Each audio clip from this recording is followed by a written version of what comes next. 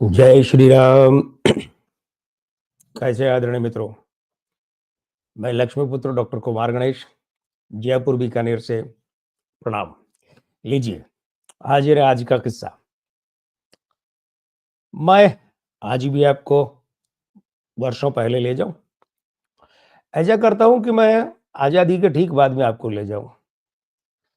और हुआ क्या था कि आजादी के ठीक बाद में 1948 में आग फिल्म बनाई राज कपूर ने। पहली फिल्म थी उनकी, त्रिकोणात्मक प्रेम कथा ही मान लीजिए, भले उसमें भी लगभग 3 भाग हुआ करते थे क्या थे। और उसी का पुनर्जन्म था मेरा नाम जोकर के रूप में। पुनर्जन्म भी फ्लॉप रहा और पिछला जन्म भी फ्लॉप रहा, यानी आग भी फ्लॉप रही और मेरा नाम जोकर भी फ्लॉप रही। मेरा नाम जोकर की बात है, मैं कुछ एक रूपों में कर चुका हूँ, समय समय पर फिर करता रहूंगा अलग अलग संदर्भों में। लेकिन यहाँ जो बात हो रही है ना, तो जो आग रिलीज हुई और पिट गई, आर के फिल्म्स बैनर की, राज कपूर की बतौर निर्माता निर्देशक पहली फिल्म थी। पिटने के बाद बाजार में बातें चलने लगी कि राज कपूर का आग में सब जल गया। नया नवेला लड़का, अब वो 24 में पैदा हुआ और 48-24 वर्ष की उम्र में कंपनी बना ली, फिल्म बना ली, निर्माता निर्देशक बन गया ऐसा लड़का। तो लोग सोचे ये लड़का बर्बाद, जल गया इसका आग में सब कुछ, अब कुछ नहीं बचा। फिर जब उन्होंने बरसात बनानी शुरू की, तो फिर लोग मजाक बनाने लगे कि बोले राज कपूर का आग में सब कुछ जल गया, बरसात में सब कुछ बह जाएगा।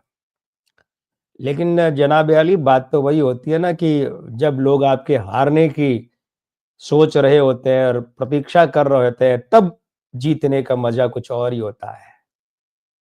तब आप जीतते हैं तो उन लोगों की आंखों में आपकी हार की प्रतीक्षा बदल कर कैसे विजय की प्रशंसा में बदल जाती है, वो देखने का मजा ही कुछ और होता है। वो मजा राज कपूर को भी मिला बरसात में, जब रिलीज हुई 1949, 21 अप्रैल 1949, यानी कि मानकर चलिए कि लगभग लगभग कितने साल हो गए, पौने 76 साल पहले ये फ़िल्म रिलीज़ हुई। और फिर उसके बाद की कहानी सबको पता है, लेकिन मैं आपको ले चलता हूँ इस फ़िल्म के बनने से पहले की, मतलब शूट से पहले की प्रक्रिया, जब गाने बजाने की चल रही थी।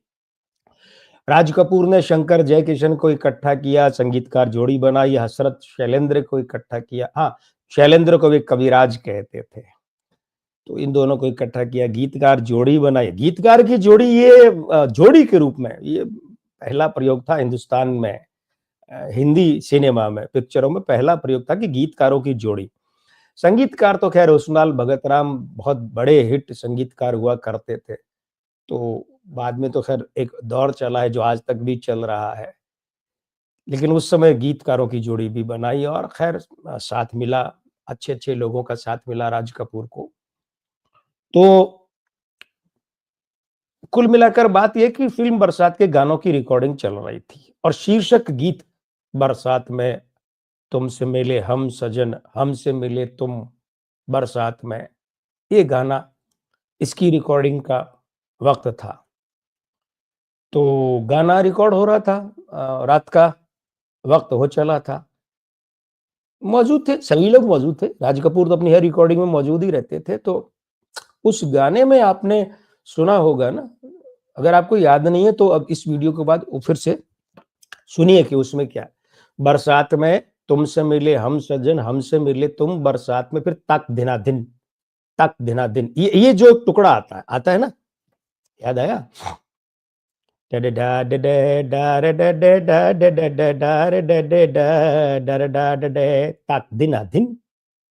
दिना दिन, ये आता है ना। ये जो उस वक्त रिकॉर्डिंग में आ रहा था, राज कपूर को जमा नहीं कुछ मामला। उन्होंने एसजे से बात की, शंकर जयकिशन से, बोले यार ये तक दिना दिन जमा नहीं, क्या किया जाए? ये जो ताल के साथ चीज आ रही है, यह ताल प्रॉपर वो नहीं बैठ रही। तो राज कपूर संगीत का अच्छा प्रशिक्षण लिए थे ना, राम प्रसाद जी से भी लिया था। राम प्रसाद जी मतलब प्यारेलाल जी के पिताजी से, और भी उन्होंने उस्तादों से सीखा था, गाना सीखा, बजाना सीखा। तो वो बड़ा अच्छा संगीत की समझ रखने वाला व्यक्ति था, उसका नाम था राज कपूर। वो बोले यार ये नहीं जम रहा है। तो फिर बैठे, विचार विमर्श हुआ कि क्या किया जाए। ये जो ठेका लग रहा है यहाँ पर, ये ठेका किससे लगवाया जाए कि ये वो चीज आ जाए जो हम चाहते हैं। तो किसी ने सुझाया कि यार एक आदमी है, और वो आदमी जो है ना, वो आदमी ये काम कर सकता है। और रात का वक्त हो चला था साहब, कोई दिन का तो था नहीं। तो और वो कोई मोबाइल फोन का जमाना था नहीं, तो इधर उधर फोन फान करके जो म्यूजिशियन है, जो रेगुलर रिकॉर्डिंग वगैरह में आते रहते हैं अलग अलग स्टूडियो में अलग अलग संगीतकारों के साथ, तो उनमें से किसी से पता चला कि वो आदमी फला जगह रहता है। गाड़ी भेज के उसको हाथों हाथ बुलवाया गया। बेचारे को नींद में से जगा कर बुलवाया गया रात को कि भैया चलो, रिकॉर्डिंग फंसी पड़ी है। अब उस आदमी को बुलाया गया साहब, वो आदमी आया।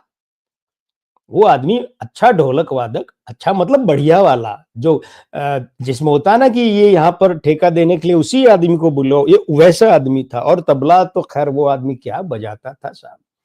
उस आदमी के तबले की अगर बात मैं अभी एक गाने में कर दूंगा तो आप कहेंगे अरे ये तो नाम पता चल गया। मैं आपको अभी नाम बताऊंगा ही नहीं ना, मैं आपको नाम बताऊंगा बाद में जाकर। तो साहब हुआ ये कि बुलाया गया, आइए साहब, और वो सारा उन्होंने बता दिया कि भाई हमें ये ठेका इस जगह पर ऐसा ताक देना दिन ये चाहिए। बस उस आदमी के तो अंगुलियों में हाथों में जादू था साहब। वो ठेका लगाया और बिठा दिया, वही चीज जो राज कपूर उछल पड़े। और क्या गजब यार, मजा आ गया। यही तो चाहिए था, यही चाहिए था। बड़े खुश हुए। खैर साहब, ये बात तो 1949 के शुरू के दिनों की है कि जब इस फिल्म का ये काम चल रहा था। शुरू के भी नहीं बल्कि 48 के आखिर के दिनों की है, क्योंकि ये फिल्म 21 अप्रैल को रिलीज हो गई थी। तो 48 के उसके मध्य और अंत की बात है जब ये गानों की रिकॉर्डिंग चल रही थी। उसके बाद शूट हुआ और फिर वो रिलीज हुई 21 अप्रैल 49 को। तो ये आदमी, इसने वो बिठा दिया जो आजकल हम सुन रहे हैं ना फिल्म रिलीज होने के बाद से कि वो ताक देना, ये उनका बिठाया हुआ है। अब उसके बाद फिर क्या हुआ कि इस आदमी को बतौर स्वतंत्र संगीतकार भी काम मिला। काम मिला तो इस आदमी ने क्या किया कि अच्छा, वैसे आपको बता दें, इस आदमी ने 20 वर्षों तक नौशाद साहब के सहायक के रूप में काम किया। और 12 वर्ष तक इस आदमी ने अनिल विश्वास जैसे गुणी संगीतकार के साथ सहायक का काम किया। नौशाद साहब और अनिल विश्वास साहब बहुत बड़े नाम, उनका सहायक और इतने लंबे समय तक कोई ऐरा गैरा आदमी तो हो ही नहीं सकता।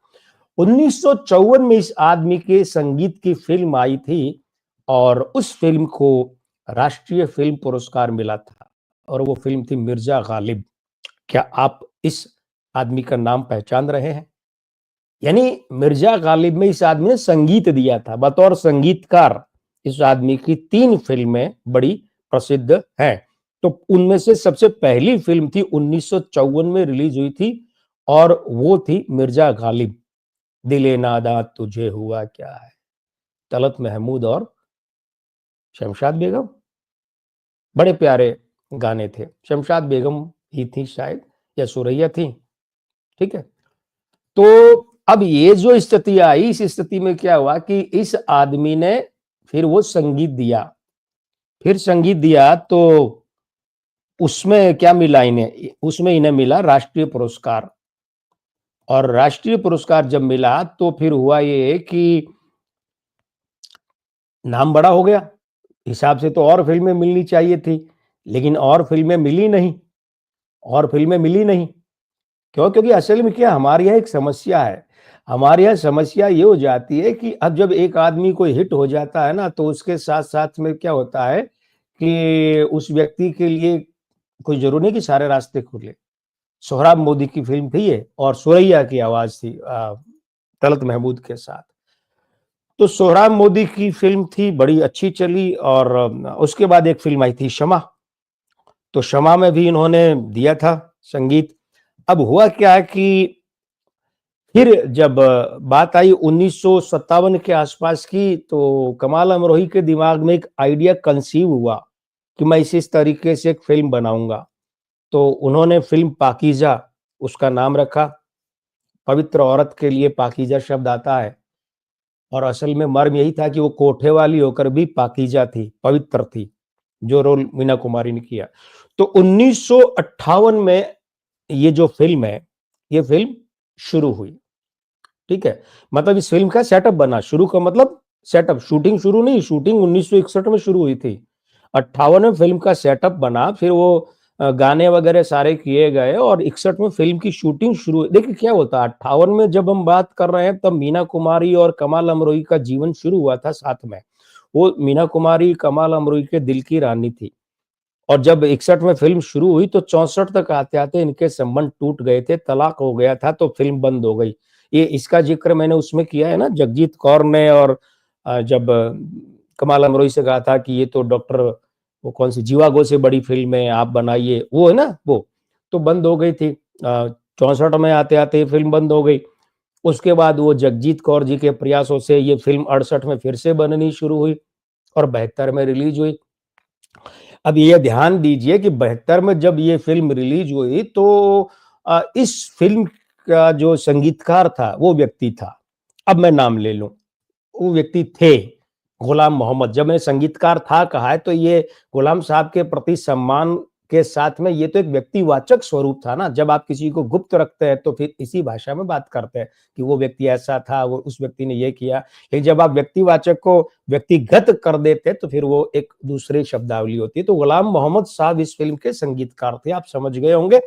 गुलाम मोहम्मद साहब का क्या हुआ, ये फ़िल्म जब रिलीज़ हुई उससे पहले ही 17 मार्च 1968 को तो उनका देहांत ही हो गया था। वो जब फ़िल्म दोबारा बननी शुरू हुई ना, उसके आस-पास में गुलाम मोहम्मद साहब का देहांत ही हो गया था और 72 में जब फ़िल्म रिलीज़ हुई और जितनी शानदार फ़िल्म चली। देखिए, फ़िल्म रिलीज़ होने से पहले तो मीना कुमारी जी का भी देहांत हो चुका था। तो अब यूँ कहिए कि पब्लिक एक तो मीना कुमारी जी को चूँकि वो दुनिया में नहीं थी, उनका शाहकार देखने के लिए गई और दूसरे जब गई और बाहर आई पब्लिक तो अरे! ये तो गाने बड़े ज़बरदस्त हैं। क्या गाने थे साहब, क्या गाने थे। मतलब आप यूँ समझिए कि कमाल अमरोही जो है, उन्होंने जब ये फ़िल्म इस तरीके से रखी, तो उसके बाद फिर क्या हुआ हाँ, एक ख़ास बात और है।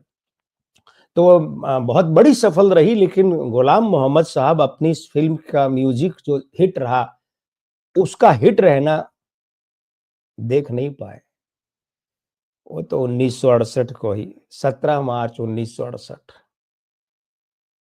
इस दुनिया को छोड़ के चले गए।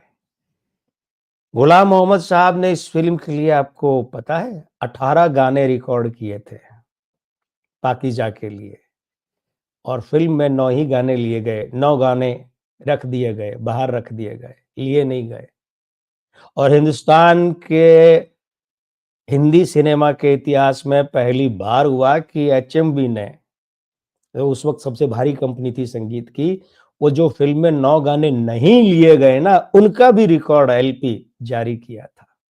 पहली बार ऐसा हुआ क्योंकि वो गाने इतने बढ़िया थे। आप भी सुनिएगा, वे गाने जो फ़िल्म में नहीं आए, गज़ब के गाने थे। अब आप कहेंगे भई आपने तो यहाँ टिकर में एक और बात लिखी है कि बीकानेर से कनेक्शन। हाँ, है ना?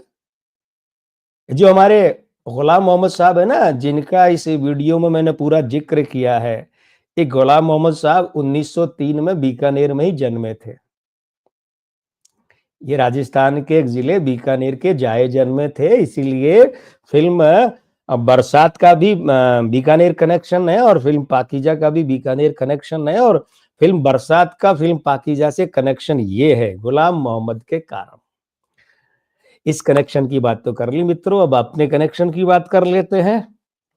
भाई अगर ये वीडियो आपको अच्छा लगा तो पसंद कीजिए, चैनल आपको अच्छा लगा तो सब्सक्राइब कीजिए, घंटी वाला बटन भी दबाइए, जिससे कि आपको सबसे पहले हमारे ये वीडियो मिलें और अपने सुझाव भी देना चाहते हैं, कोई बात भी लिखना चाहते हैं, अवश्य लिखिए, कमेंट बॉक्स में आपका सदा स्वागत है। अगले एपिसोड में अगला वीडियो, अगला किस्सा और अब मैं लक्ष्मीपुत्र डॉक्टर कुमार गणेश, जयपुर बीकानेर से प्रणाम।